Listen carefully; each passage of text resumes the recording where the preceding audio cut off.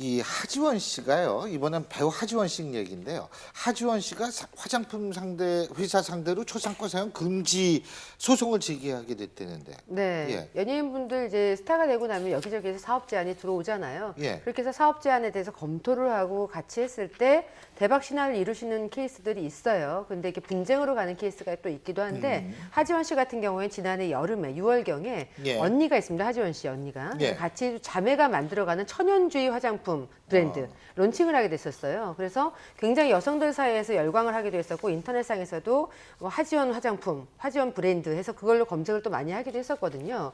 근데 지금 이제 문제는 뭐냐면 처음에 시작은 좋았죠. 같이 손을 잡았었던 동업관계였었기 때문에 좋았는데 하지원 씨가 모르게 이익을 추구했었던 부분이 밝혀졌던 거고 하지원 씨가 사실 다른 쪽에서 나의 초상권을 쓰는 거에 대해서 약간 문제를 제기를 했던 걸로 알려져 있는데요. 알고 봤더니 동업관계였던 그 업체의 대표가 하지원 씨에게 허락을 받지 않고 어떤 이익을 위해서 그쪽하고 같이 손을 잡고서 초상권을 사용하고 있었다. 근데 이익이 아주 공평하게, 균등하게 분배가 되지 않았다는 것이 결국 이제 소송을 하게 된 그런 배경이었습니다. 그러니까 결국은 초상권, 그러니까 정당한 분배를 받았더라면 소송을 안 냈다 이 말씀이시죠? 그렇죠. 그래서 예. 하지원 씨 측에서는 정당하게 만약에 나에게 분배를 했다면 소송 안 했을 텐데 지금이라도 초상권을 썼던 부분에 대해서는 예. 뭐 달라라는 입장인 거고 그 업체 대표 같은 경우에는 일단 초상권을 못 쓰게 할 거면은 그 주식을 줬던 부분에 대해서는 반환을 해라. 그러면 하지원 씨 측에서는 언제든지 반환할 수 있으니 초상권은 더 이상 쓰지 말고 그걸로 나무르게 했던 이득 부분에 대해서는 나눠라. 이렇게 지금 주장을 하고 있는 거죠. 자, 판결을 내려주시죠. 이게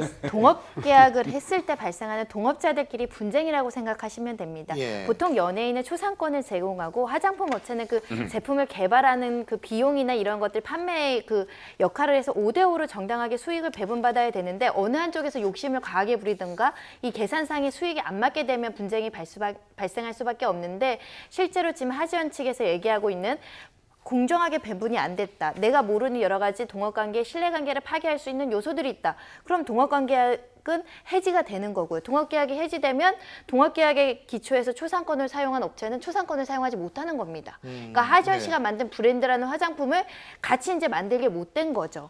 그렇기 때문에 사실 이 화장품 브랜드, 이 화장품의 앞날이 지금 미지수라고 보시면 그럼 되는 수익은요? 겁니다.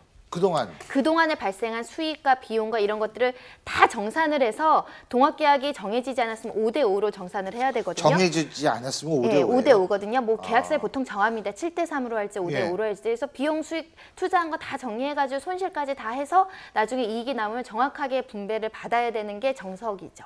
근데 이게 연예인 초상권이 굉장히 애매한 모양이더라고요. 여기에서는 초상권의 문제는 아니에요. 이 사건은. 이 사건은. 예, 본안 소송에 들어가기 전에 이게 뭐냐면 이 화장품 회사는 그 자본금이 2천밖에 안 되는 회사예요. 예.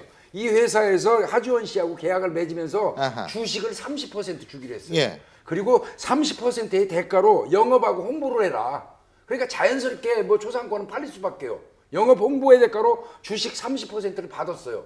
그런데 이제 한 60억 정도의 판매 이득이 수익, 발생했어요. 그러면 그 돈을 정산할 때 명백히 동업관계잖아요. 주식을 가지고 있는 배당금의 문제가 생길 수 있잖아요. 근데 하지원 씨 측에는 일체 말 없이 본인의 월급도 많이 가져가고 대표가 또 하지원 씨의 초상권을 갖고 문제가 있었던 어떤 용역업체가 있었나 봐요.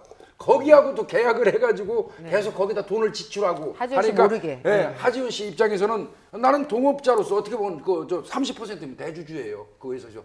그 주주한테 허락도 없이 임의로 버는 돈을 마구 쓰니까 이건 계약 위반이다. 그렇죠. 따라서 그 본안 소송, 그거 계약 위반에 대한 소송을 가기 전에 일단은 먼저 현재 상태에서 내 얼굴 쓰지 마라. 이거죠. 예. 그리고 하지원 측에서는 이게 굉장히 히트를 쳤습니다. 젤리팩이라고 그래요, 해서 네. 홈쇼핑에 출시되자마자 사실 하지원이라는 브랜드가 있기 때문에 많은 소비자들이 사갖고 이 한 홈쇼핑에서 팔린 게 60억 원어치. 그러면 어떤 상당한 수익을 기대를 했을 텐데 그게 분배되지 않으면 결국 동업계약에 대해서 잡음이 생길 수밖에 없습니다. 60억 원. 6만 8천 세트 가까이 팔렸다는 거죠. 홈쇼핑. 이 여성들이 몸매 보정을 위해서 코르셋을 입는 경우들이 있잖아요. 네. 마찬가지로 약간 여기서 추구했던 것이 네. 피부 코르셋이라고 그래서 딱 그 리프팅을 해줄 수 있는 그런 에센스, 젤리 타입의 그런 개념이었던 거죠. 뭐 저는 하여간 지금 말씀하신 거 전혀 못 알아들었습니다. 여성 시청자분들은 뭔지 금방 이 알아들을 초상권 거예요. 문제는 하지원 씨처럼 유명한 연예인만의 문제가 아니라 사실은 보편적인 인격권이거든요. 그러니까 내 개인의 사생활의 비밀과 자유를 가질 수 있는 것처럼 초상권에 대해 침해를 받지 않는 것은 헌법 제10조에 보장된 권리이기 때문에 제가 본 차제에 유명 연예인은 하물며 더 말할 나위 없겠지만 모든 국민에 대한 초상권과 개인 사생활에 대한 그 자유와 비밀 보장에 대한 문제가 맞습니다. 한 번 더 재론되는 그런 요새 계기가 됐으면 방송사에서도 굉장히 이거 신경 많이 네. 쓰거든요. 예, 예.